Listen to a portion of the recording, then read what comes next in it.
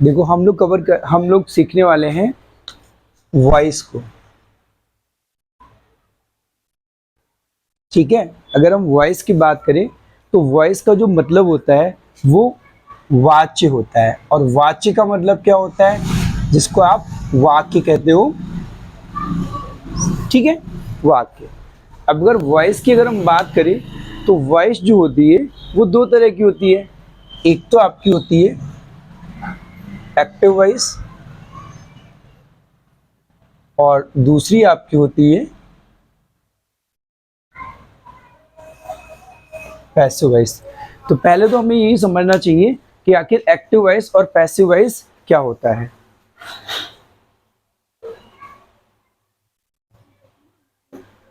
ना। तो active voice और पैसिव वॉइस की अगर हम बात करें तो सबसे पहले बात करते हैं एक्टिव वॉइस। देखो होता क्या है कि हम कोई भी जो बात करते हैं, है ना, हम कोई भी जो बात करते हैं उसको दो तरीके से क्या किया जाता है, एक्सप्रेस किया जाता है ना।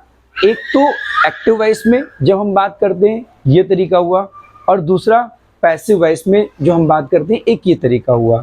तो ये आखिर कैसा तरीका होता है, देखो अगर एक्टिव वॉइस की बात करें तो यहां आपको क्या देखने को मिलेगा, subject plus verb plus object देखने को मिलेगा, ठीक है। और अगर पैसिव वॉइस करें तो यहां पर आपका ये जो ऑब्जेक्ट है ये यहां पर ट्रांसफर हो जाएगा, यानी कि यहां पर ये आ जाएगा ऑब्जेक्ट, ठीक है, जो कि यहां पर इस सेंटेंस में क्या बनेगा, सब्जेक्ट बनेगा। उसके बाद में हेल्पिंग वर्ब यूज करेंगे, ठीक है।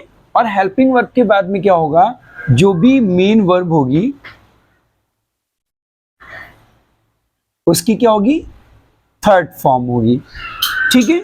और फिर उसके बाद में बाय का यूज करेंगे, और फिर उसके बाद में ये जो सब्जेक्ट है वो आपका इधर ट्रांसफर हो जाएगा, ठीक है। ये जो सब्जेक्ट है आपका वो इधर क्या हो जाएगा, ट्रांसफर हो जाएगा।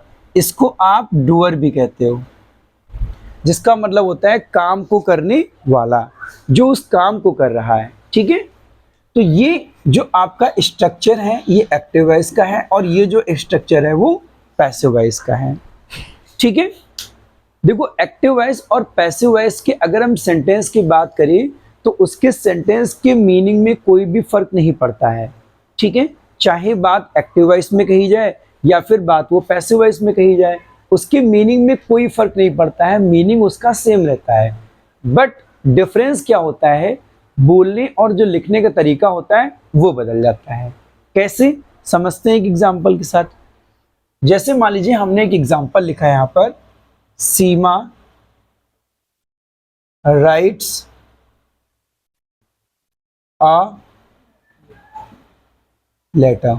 अब अगर हम इसकी सेंटेंस की बात करें तो इस सेंटेंस में अगर आपसे पूछे कि इसमें सब्जेक्ट क्या है तो आप क्या बताओगे, सीमा, ये आपका सब्जेक्ट हो गया।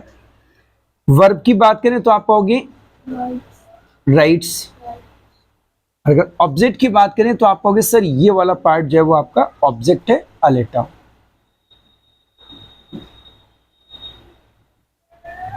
अब अगर हम स्ट्रक्चर की बात करें तो स्ट्रक्चर क्या है एक्टिव वॉइस का, एसवीओ का स्ट्रक्चर है, सब्जेक्ट वर्ब और ऑब्जेक्ट का। इसका मतलब ये सेंटेंस हमारा किसमें है, एक्टिव वॉइस में है। किसमें, एक्टिव वॉइस में, ठीक है। अब इसी बात को हम ये पैसिव वॉइस में कह रहे हैं। कैसे, जरा देखिएगा। हमने क्या किया, इस ऑब्जेक्ट को यहां ट्रांसफर कर दिया, किसके प्लेस पर, सब्जेक्ट के प्लेस पर। तो यहां क्या आ गया, अ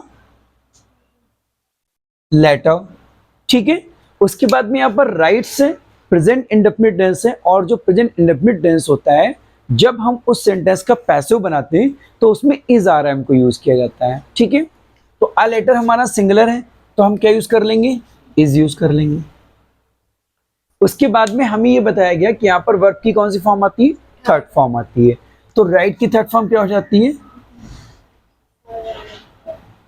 रिटन, ठीक है। A letter is written.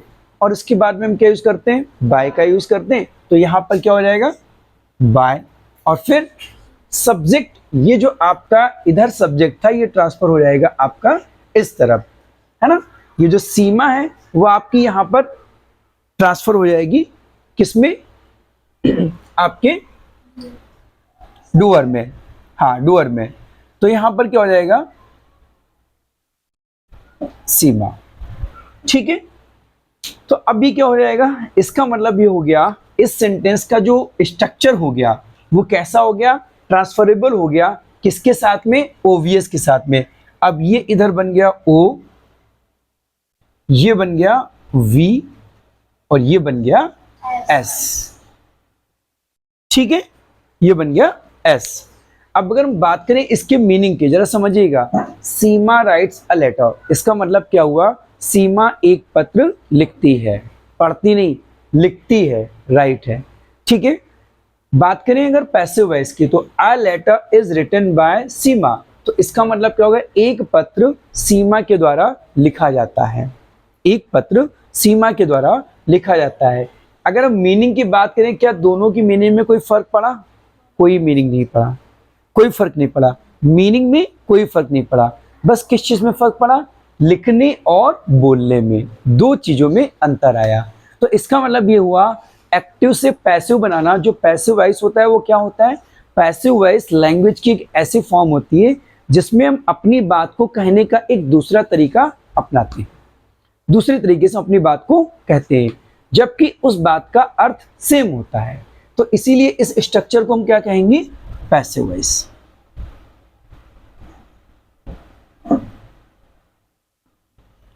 ठीक है, इतनी बात क्लियर हुई। अब कई बार ऐसा होता है, यहां पर डूअर होता है और कई बार डूअर नहीं भी होता है, जरूरी नहीं है, कई बार डूअर नहीं भी होता है, ठीक है। जैसे हमने कहा the cup has been broken,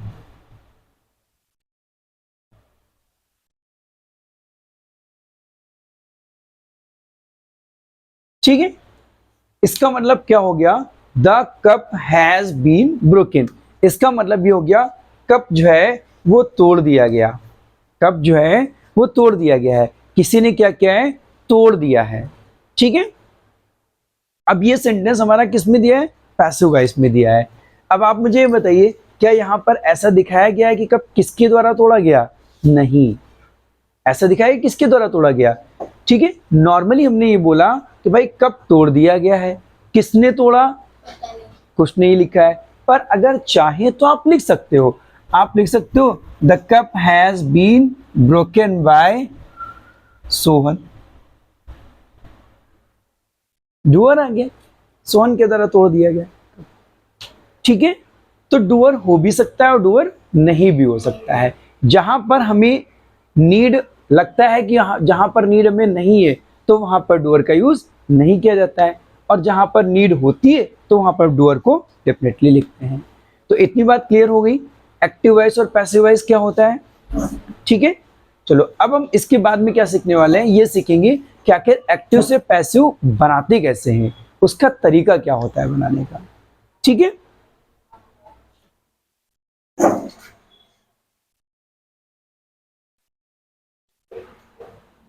पहले तो हमें ये पता होना चाहिए कि आखिर कितने टेंस होते हैं जिनकी पैसिव वॉइस हम बनाते हैं। तो सबसे पहले तो आपको हम यही स्ट्रक्चर बता देते हैं। जैसे कि सबसे पहले अगर टेंस की बात करें तो आपका हो जाता है present indefinite. Present indefinite tense का जब भी सेंटेंस मिलेगा तो आप उसको जब पैसिव वॉइस में बनाओगे तो उसके साथ में आप इज, आर या फिर एम का यूज करोगे। समझते हैं एक एग्जांपल के साथ। हमने कह दिया Radha reads a book, Radha एक बुक पढ़ती है, ठीक है। आपसे अगर पूछे इसमें सब्जेक्ट क्या है तो आप कहोगे राधा, रीड्स क्या है, वर्ब है, और अ बुक क्या है, ऑब्जेक्ट है। तो हमें पता चल गया ये सेंटेंस किसमें, एक्टिव वॉइस में है। इसका स्ट्रक्चर क्या है, एसवीओ का है, तो इसका मतलब इसमें एक्टिव वॉइस में है।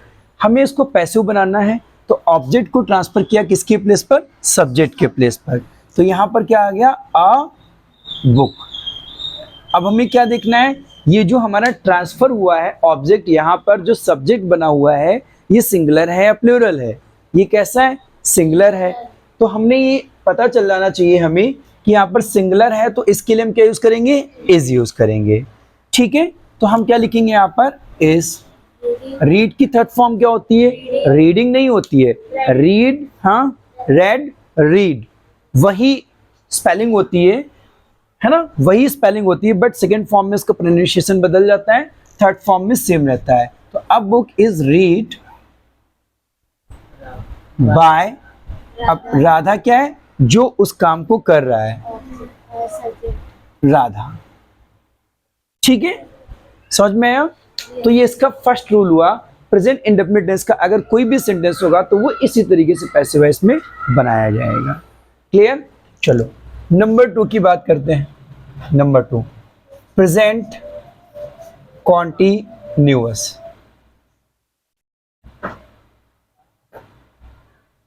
देखो प्रेजेंट कॉन्टिन्यूअस का मतलब क्या होता है, प्रेजेंट कॉन्टिन्यूअस का मतलब ये होता है जहां पर काम जो है वो चल रहा है, जहां पर काम चल रहा है, जहां पर वर्क में क्या हो रही है, प्रोग्रेस हो रही है। ठीक है, प्रोग्रेस हो रही है ना, कंटिन्यू चल रहा है। ऐसे सेंटेंस जो आते हैं वो किस में आते हैं, कॉन्टिन्यूअस में आते हैं। प्रेजेंट टाइम होता है तो वो प्रेजेंट कॉन्टिन्यूअस कहलाते हैं, पास्ट टाइम होता है तो वो पास्ट कॉन्टिन्यूअस कहलाते हैं। तो बात करें हम प्रेजेंट कॉन्टिन्यूअस की, तो आपने अक्सर देखा होगा कि इस टेंस में इज के साथ में क्या लगा होगा, वर्ब में आईएनजी लगा होगा, इज प्लस वर्ब आईएनजी, ये आपने देखा होगा, या फिर आर के साथ में या फिर एम के साथ, मतलब सब में वर्ब में आईएनजी जरूर लगा होगा। लेकिन जब हम इसको पैसिव वॉइस बनाएंगे, जब हम इसको पैसिव वॉइस बनाएंगे तो इसके साथ में एक चीज और ऐड हो जाएगी। क्या ऐड हो जाएगी, इज बीइंग। ठीक है, आर बीइंग और एम बीइंग। ये कब होगा, ये कब होगा, जब हम किसी भी सेंटेंस को किस में बनाएंगे, पैसिव वॉइस पे बनाएंगे। ठीक है, इसको यहां से इरेज ही कर देते हैं ताकि कंफ्यूजन ना हो, है ना। ये यहां लिख देते हैं पैसिव। ठीक है, अब एक एग्जांपल के साथ समझते हैं। हमने इसी को लिख दिया, Radha is reading a book. इसका मतलब क्या हो गया, राधा एक बुक पढ़ रही है। ठीक है, हमें पता चल गया यहाँ इज लगा हुआ है, वर्ब में आईएनजी लगा हुआ है, तो इसका मतलब सेंटेंस हमारा किस में, प्रेजेंट कॉन्टिन्यूअस में है, और सब्जेक्ट पहले है, फिर वर्ब है, फिर ऑब्जेक्ट है, तो इसका मतलब एक्टिव वॉइस है। पैसिव वॉइस बनाएंगे तो अब बुक इधर आ जाएगा। अब कॉन्टिन्यूअस टेंस है इसलिए हम यहाँ पर क्या यूज करेंगे, इज बीइंग यूज करेंगे। अगर यहाँ प्लूरल होता तो हम आर बीइंग यूज करते, अगर आई होता है यहाँ पर तो हम एम बीइंग यूज करते। तो अब बुक इज बीइंग, और रीड की कौन सी फॉर्म आएगी, थर्ड फॉर्म। हमेशा ध्यान रखना, एक्टिव वॉइस में चाहे आईएनजी की फॉर्म हो या सेकेंड फॉर्म हो, कोई भी फॉर्म हो, लेकिन जब पैसिव बनाओगे तो पैसिव वॉइस में सिर्फ और सिर्फ थर्ड फॉर्म का ही यूज किया जाएगा। तो a book is being read by, किसके द्वारा, राधा के द्वारा। Is it clear, have any problem. Next number 3, number 3 की बात करें। नंबर 3 आपका आ जाएगा कौन सा, प्रेजेंट परफेक्ट। और प्रेजेंट परफेक्ट में क्या होता है, हैज, हैव प्लस वर्ब की थर्ड फॉर्म, यही तो होता है। लेकिन जब इसका हम पैसिव वॉइस बनाएंगे तो क्या हो जाएगा, हैज बीन या फिर हैव बीन। ठीक है, मान लीजिए हमने एक सेंटेंस लिया, Radha has written a letter. ठीक है, हमें हैज से पता चल गया, हैज और वर्ब की थर्ड फॉर्म से पता चल गया सेंटेंस हमारा किस में है, प्रेजेंट परफेक्ट टेंस में है, कॉन्टिन्यूअस नॉट, प्रेजेंट परफेक्ट में है। तो पैसिव बनाएंगे तो यहाँ क्या हो जाएगा, आ लेटर, और हैज की प्लेस पे क्या हो जाएगा, हैज बीन हो जाएगा, हैज बीन, वर्ब की थर्ड फॉर्म रिटन बाय, क्या हो जाएगा, राधा। इज इट क्लियर, समझ आया? नेक्स्ट आगे बढ़ते हैं, नंबर 4, प्रेजेंट परफेक्ट कॉन्टिन्यूअस। अब अगर हम प्रेजेंट परफेक्ट कॉन्टिन्यूअस टेंस की बात करें तो यहां आपको क्या देखने को मिलता है, हैज बीन और हैव बीन। लेकिन ध्यान रखिएगा जो प्रेजेंट परफेक्ट कॉन्टिन्यूअस टेंस होता है, इस टेंस की पैसिव वॉइस को हम नहीं चेंज करते हैं। हालांकि ऐसा नहीं कि प्रेजेंट परफेक्ट कॉन्टिन्यूअस टेंस की पैसिव वॉइस को बनाया नहीं जा सकता है, बनाया जा सकता है, लेकिन जो मॉडर्न इंग्लिश है, मॉडर्न इंग्लिश में इसका यूज एकदम ना के बराबर होता है, कोई भी यूज इसका नहीं करता है। तो इसलिए हम इसको क्या लिख देते हैं, नो चेंज इन पैसिव। ठीक है, नंबर 5 हम आ जाते हैं फ्यूचर टेंस पे। फ्यूचर इंडेफिनिट की अगर हम बात करें तो यहां आपको वर्ब देखने को मिलती है कौन सी, विल और शैल। और जब पैसिव वॉइस बनाएंगे तो क्या होगा, विल बी या फिर शैल बी। और आपको मालूम होगा कि हमेशा आई और वी के साथ क्या यूज होता है, शैल बी होता है, और अदर्स जितने भी सब्जेक्ट होते हैं, ही शी इट, उनके साथ में क्या हो जाता है, विल बी हो जाता है। एग्जाम्पल के साथ समझते हैं। यहां पर हमने इसी सेंटेंस को लिख दिया, Radha will write a letter. ठीक है, हम क्या करेंगे, पैसिव बनाएंगे, सेम वही प्रोसीजर है, अ लेटर ट्रांसफर हो जाएगा as a subject, a letter. ठीक है, और विल किस में कन्वर्ट होगा, पैसिव वॉइस में, विल बी और शैल बी में। अब चूंकि यहां पर अ लेटर है तो क्या आएगा, विल बी आएगा या शैल बी आएगा, विल बी, है ना।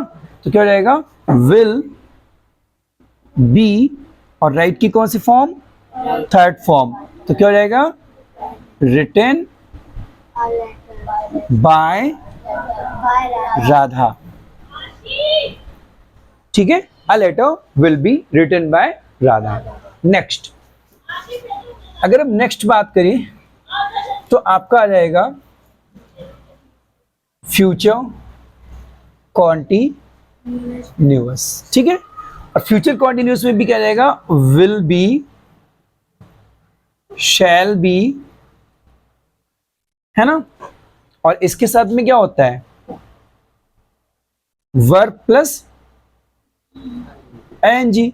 लेकिन आपको ध्यान रखना है यहां पर भी कि जो फ्यूचर कॉन्टिन्यूअस टेंस होता है, इस सेंटेंस की भी पैसिव वॉइस को हम नहीं बनाते हैं, no change in passive voice, इसको भी नहीं पैसिव वॉइस बनाते हैं। क्यों, क्योंकि यहां पर भी वही रूल अप्लाई होता है, मॉडर्न इंग्लिश में इसका यूज बिल्कुल भी नहीं किया जाता है।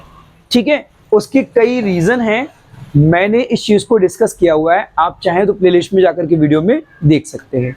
ठीक है, उसके बाद अगर इसके आगे बढ़ते हैं तो यहां पर आपका आ जाता है फ्यूचर परफेक्ट।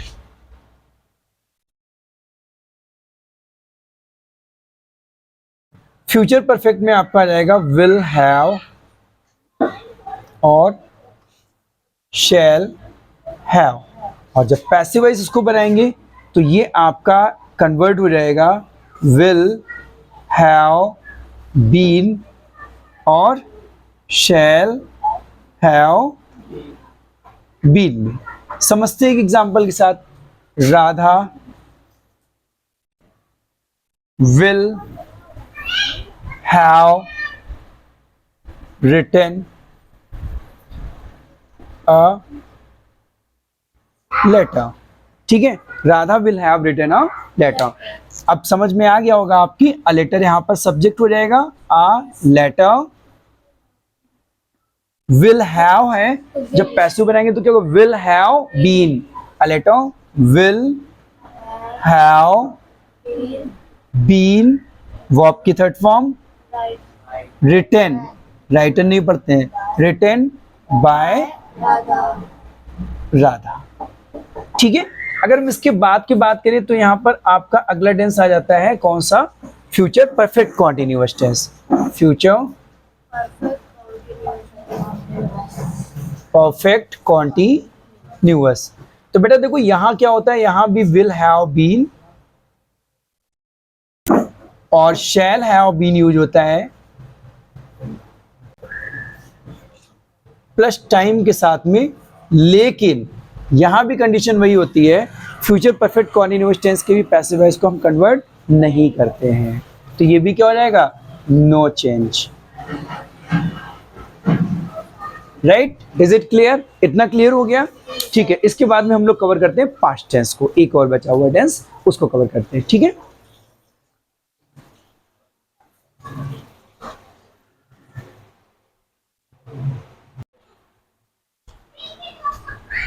बात करते हैं पास्ट इंडेफिनिट की।